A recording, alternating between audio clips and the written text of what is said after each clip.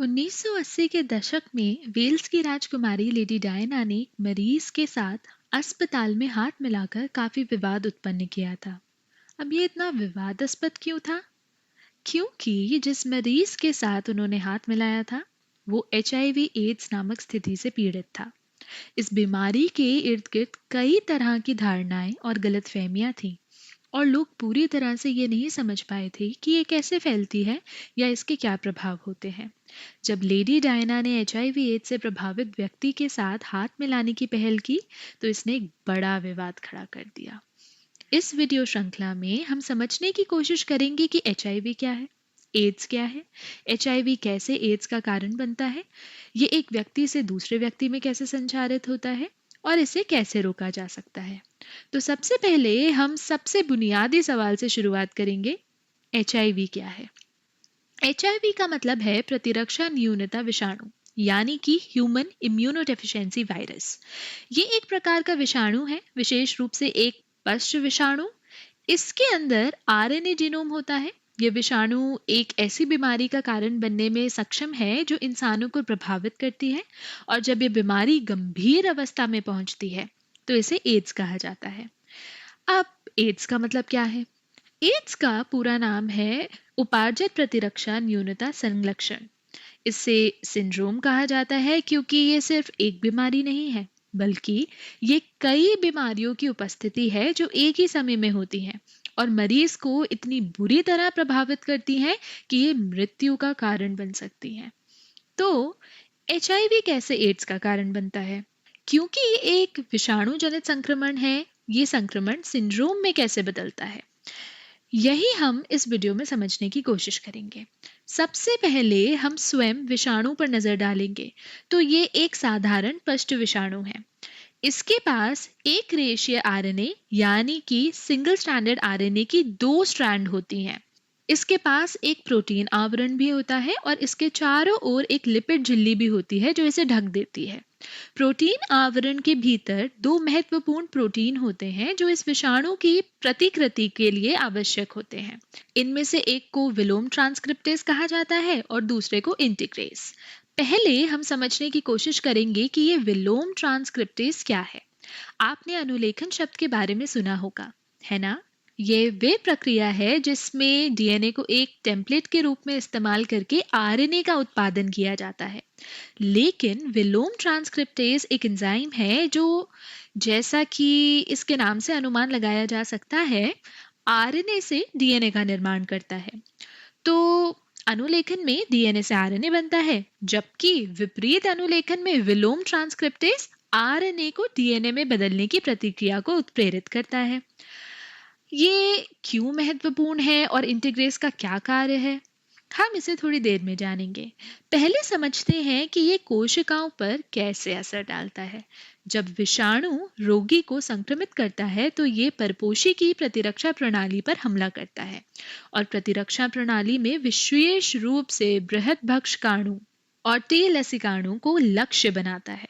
अब ये दोनों प्रतिरक्षा प्रणाली में बहुत महत्वपूर्ण कोशिकाएं हैं और वे कई संक्रमणों से लड़ने में शामिल होती हैं। ये विषाणु इन कोशिकाओं को संक्रमित करता है, विशेष रूप से टी लसिकाणु के एक प्रकार जिसे CD4 टी कोशिकाएं कहा जाता है। सामान्य CD4 टी कोशिकाओं की मात्रा लगभग 500 से 1200 कोशिकाएं प्रति घन मिलीमीटर होती हैं, लेकिन एचआईवी संक्रमण के साथ टी लसिकाणु की संख्या इतनी निचले स्तर पर गिर जाती है कि यही एड्स का मुख्य पहचान बनता है। लेकिन एड्स में विकसित होने से पहले एचआईवी कई लक्षण दिखाता है।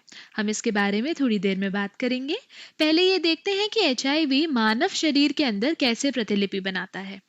एचआईवी परपोषी कोशिका में प्रवेश करता है और एक बार जब विषाणु के अंश परपोषी कोशिका में प्रवेश कर जाते हैं तो विलोम ट्रांसक्रिप्टेज अपना कार्य शुरू करता है और विषाणुवीय आरएनए को विषाणुवीय डीएनए में परिवर्तित करता है।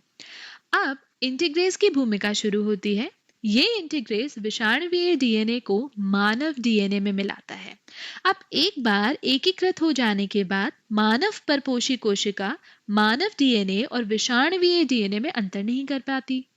जब ये कोशिका प्रतिलिपि बनाने जा रही होती है तो विषाणुवीय डीएनए भी मानव डीएनए के साथ ही प्रतिलिपि बनाता है। और जब जीन को प्रोटीन बनाने के लिए अनुलेखित किया जाता है तो विषाणुवीय जीन भी अनुलेखित होते हैं और विषाणुवीय प्रोटीन भी उत्पन्न होते हैं। यही कारण है कि एचआईवी का इलाज करना या उसे ठीक करना बहुत मुश्किल है, क्योंकि विषाणुवीय डीएनए सीधे मानव डीएनए में एकीकृत हो चुका होता है। जब भी कोशिका प्रतिलिपि बनाती है, नया विषाणुवीय डीएनए भी उत्पन्न होता है। इस प्रकार विषाणु ने सचमुच में कोशिका पर कब्जा कर लिया है। अब ये कोशिका को निर्देशित कर रहा है कि वह स्वयं विषाणु की प्रतियां बनाए ताकि अधिक से अधिक विषाणु शरीर में फैल सके। इस प्रकार एचआईवी कोशिकाओं को प्रभावित करता है। विशेष रूप से ये बृहद भक्षकाणु और टी कोशिकाओं पर हमला करता है। जब ये इन कोशिकाओं पर हमला करता है, विशेष रूप से बृहद भक्षकाणु और टी लसिकाणु पर, और जब ये इन कोशिकाओं से बाहर निकलता है तो इन्हें नष्ट कर देता है। इसी प्रक्रिया में CD4 टी लसिकाणु की संख्या घट जाती है। जब परपोषी कोशिका से परिपक्व विषाणु निकलते हैं तो CD4 कोशिकाएं नष्ट हो जाती हैं और इस प्रक्रिया के दौरान CD4 टी लसिकाणु की संख्या भी काफी घट जाती है। अब इसका प्रभाव क्या होता है? CD4 टी लसिकाणु में ये कमी तीव्र संक्रमण अवधि के दौरान होती है, जो संक्रमण के 2 से 3 महीने बाद होती है। इस अवधि में टी लसिकाणु की संख्या में अचानक गिरावट के कारण रोगी को बुखार, थकान और मतली जैसे कई लक्षण महसूस हो सकते हैं। ये तीव्र संक्रमण अवस्था है जिसमें विषाणु तेजी से शरीर में विभाजित हो रहा होता है और रोगी फ्लू जैसे लक्षण प्रकट करता है। टी लसिकाणु की कमी के कारण बुखार, बदन दर्द, कमजोरी और मतली जैसे लक्षण होते ही होते हैं। अब 2 से 3 महीने बाद रोगी नैदानिक निष्क्रियता अवस्था में प्रवेश करता है। यह अवस्था लगभग 10 से 12 वर्षों तक रह सकती है। इस अवस्था के दौरान विषाणु अब भी विभाजित होता रहता है, लेकिन नए लक्षण प्रकट नहीं होते। यह रोगी में एचआईवी का पुराना संक्रमण शुरू करता है और यह लगभग 10 से 12 वर्षों तक चल सकता है। इस समय के दौरान संक्रमित व्यक्ति से दूसरे व्यक्ति में रोग का प्रसार तीव्र संक्रमण अवधि की तुलना में थोड़ा कम होता है, लेकिन विषाणु अभी भी रोगी के शरीर में मौजूद रहता है और धीरे धीरे लेकिन निरंतर विभाजित हो रहा होता है और धीरे धीरे लेकिन निश्चित रूप से CD4 टी लसिकाणु की संख्या कम हो रही होती है। इस नैदानिक निष्क्रियता अवधि में जैसे जैसे टी लसिकाणु की संख्या कम होती जाती है, शरीर कई अवसरवादी संक्रमणों के प्रति संवेदनशील हो जाता है। अवसरवादी संक्रमण क्या होते हैं? ये ऐसे संक्रमण होते हैं जिन्हें एक स्वस्थ प्रतिरक्षा प्रणाली से बचा जा सकता है। पर्याप्त संख्या में टी लसिकाणु और बृहद भक्षकाणु रोगी में इन संक्रमणों को होने से रोक सकते हैं, लेकिन क्योंकि एचआईवी ने टी लसिकाणु को संक्रमित और नष्ट कर दिया है, शरीर इन संक्रमणों के प्रति संवेदनशील हो जाता है और यही कारण है कि एड्स होता है। एड्स की पहचान कई अवसरवादी संक्रमणों जैसे कि कपोसी सार्कोमा, जो एक प्रकार का कैंसर है, तपेदिक और कई अन्य विषाणुवीय, जीवाणु संबंधी और फफूंदीय संक्रमणों की उपस्थिति से होती है। अब इस अवस्था के दौरान जो संक्रमण की अंतिम अवस्था है, CD4 कोशिका की संख्या प्रति घन मिलीमीटर में 200 कोशिकाओं से कम हो जाती है। शरीर प्रतिरक्षा के अभाव में इतना कमजोर हो जाता है कि ये संक्रमण अब शरीर को गंभीर रूप से प्रभावित कर सकता है। एचआईवी की अंतिम अवस्था लगभग 1 से 2 वर्षों तक चलती है और इस समय के दौरान मृत्यु अनिवार्य होती है और यह हमेशा मृत्यु पर ही समाप्त होती है। इस प्रकार एचआईवी से एड्स होता है। ये तुरंत एड्स के साथ शुरू नहीं होता।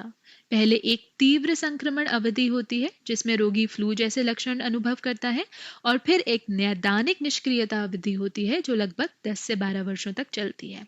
इस समय के दौरान प्रतिरक्षा प्रणाली धीरे धीरे लेकिन निश्चित रूप से घटती जाती है, जो शरीर में अवसरवादी संक्रमणों के प्रकोप का कारण बनती है और अंततः एड्स और मृत्यु की ओर ले जाती है।